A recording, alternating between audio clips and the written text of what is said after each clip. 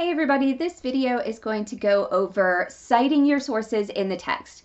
There's another video that goes over the very nitty-gritty basics, but this is going to show you not just the basics, but how to really incorporate author and source information into your paragraphs.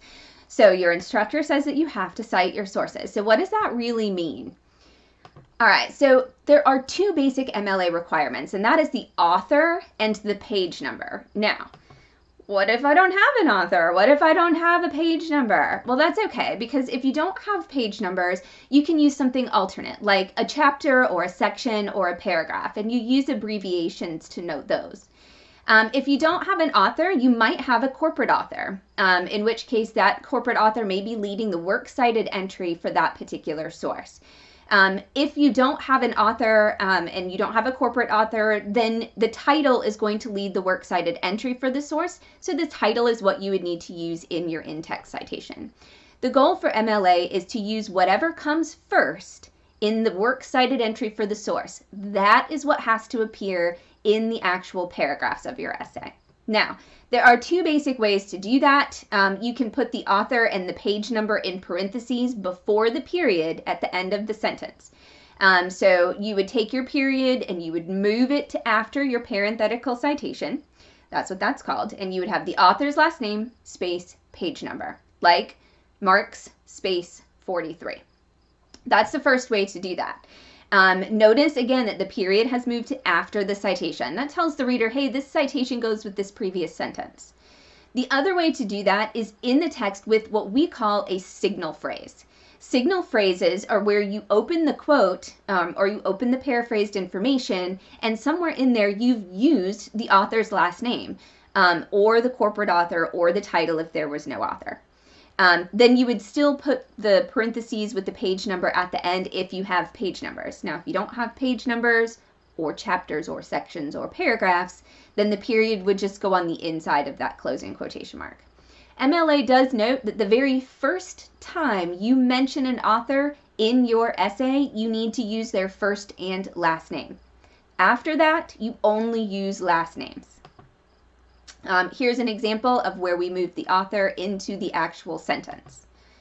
Now, why use signal phrases? So we don't want to write what we call floating quotes. That's where you pulled a quote from a source and you just dropped it into your essay, and it's like hanging out there, floating around in your paragraph all by itself. We don't want that in our writing. We need to anchor those quotes into our sentences with something that we wrote, even something as simple as according to this author, and then the quote. Those signal phrases anchor those quotes into the paragraph using your words, because ultimately you are the writer of this essay and your words are far more important than anybody else's words. So we want to make sure that your words are being used to tie all of the pieces of your paragraph together. An example would be, however, the merits of cancer screening are currently debated by new media, and here's an example of a floating quote. Where we just pulled it and we dropped it and we cited it, but it's just floating there. That second sentence does not have a signal phrase and is hanging out.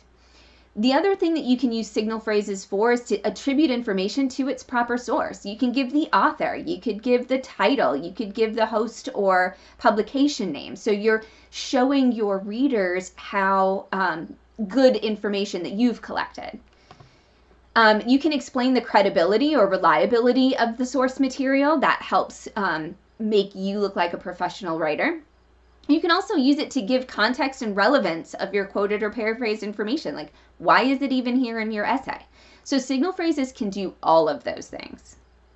It can also, and the more signal phrasing that you include in your writing and the variety that you use lends credibility to you as the essay writer and also to the content of your essay. Now here are some examples. This is what I call tier 1, the most basic signal phrase. And that is just going to be the author's last name, a verb, a comma, the quote, and then the page numbers or sections.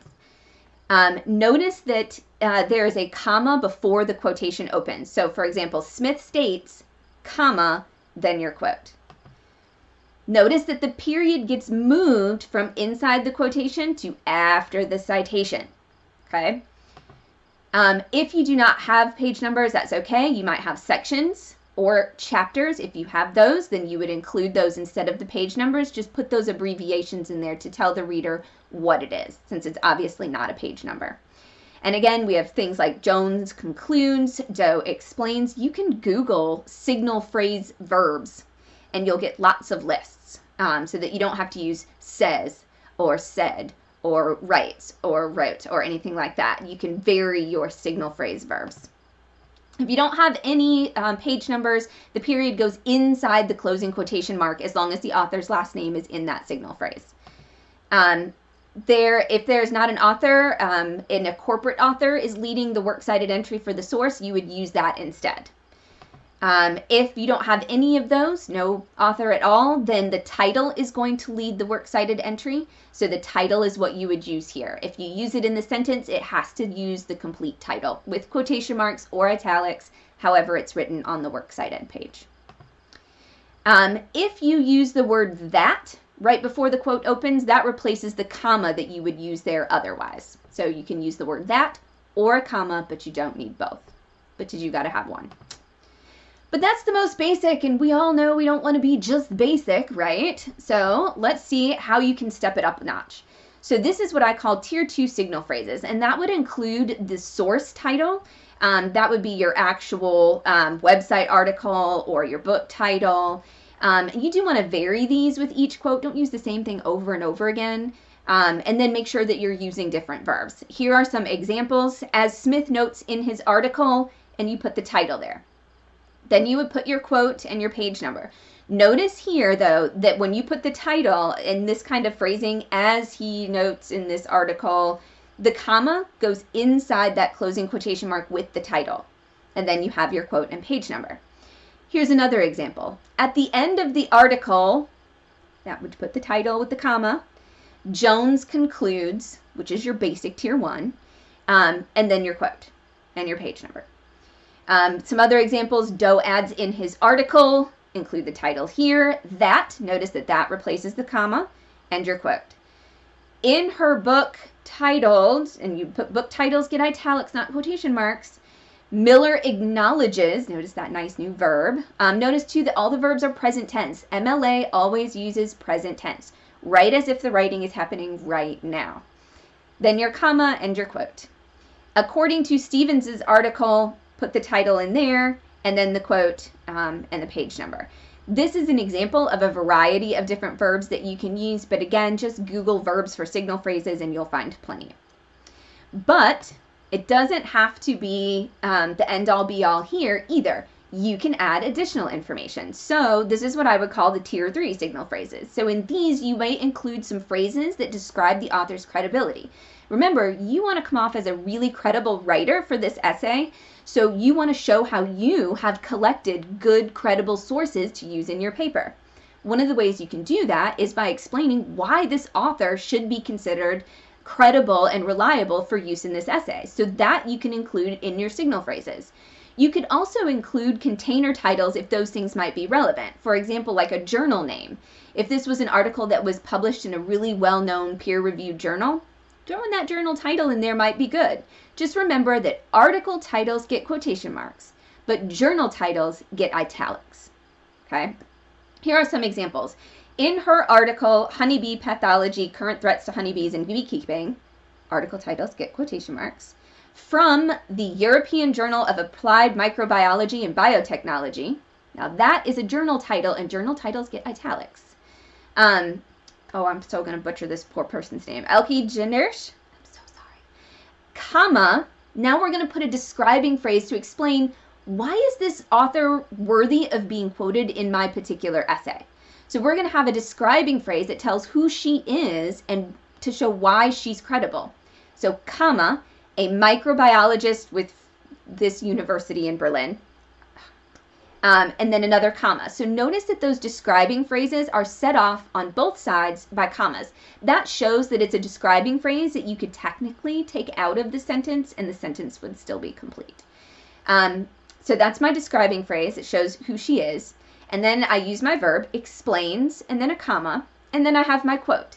Now this article had page numbers, so those are included at the end in parentheses for the quote, and then the period is moved to after that. Another example would be in his article, The Efficacy of Yearly Prostate Exams, published in the American Journal of Men's Health, Dr. Dan Boyd, the director of cancer research at the Wilkie Clinic, concludes that, and then the quote. Notice there's no comma because I used the word that. And then again, the page number in parentheses and the period at the end.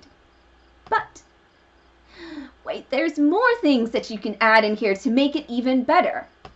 What I call this tier 4 signal phrases.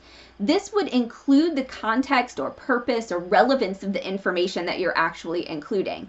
These are the types of signal phrases that I see students using at the very beginnings of paragraphs. When you first start talking about sources, you're giving me information like the author's name, the title of the article, the journal that it was published in, or the host, whoever published this information. You're describing this author's credentials. Why are they being quoted here? And then you're explaining like what is this actual article being cited? What studies were done, or what were they looking at? What were they examining? What were they researching? That gives me, as your essay reader, a lot of context to understand who this is, where it's from, why it's credible, and why it's relevant to the point you as a writer are trying to make. And here's an example. In her article, Honeybee Pathology, Current Threats to Honeybees in Beekeeping, Elke Janers, a microbiologist with Free Universität Berlin, whose most recent research examines the role of honeybees in agricultural sustainability, that tells me the context of her research. That tells me, oh, hey, your paper is on bees and like sustainability, so that's why you're quoting this. That was what her research was in. And then explains and the quote. So you've given me a little bit of context to understand, oh, okay, well, I understand what she was studying and how that ties into your essay topic. Same thing here in the next one. This is breaking it into 2 sentences, and that's okay too. However, the merits of cancer screening are currently debated by new data, period. So that gives me a little bit of context for why this quote is coming up. According to Dr. Dan Boyd, the director of cancer research at the Wilkie Clinic, who recently published a new study on cancer screening. That describing phrase tells me the context of the information you are about to give me. So this is the type of signal phrase that I usually see students in good writing introducing a particular source. Then after that, using those tier 1 signal phrases is totally fine. You don't want to have every single sentence, every quote, or every paraphrase have these tier 4s. That's not what you want. The key is variety and balance.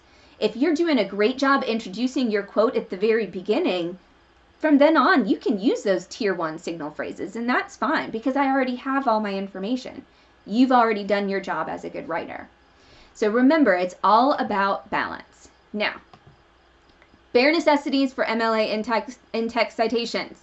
Author, page number. Again, if there's no page numbers, you look for other stuff. If there's no author, you look for a corporate author or a title.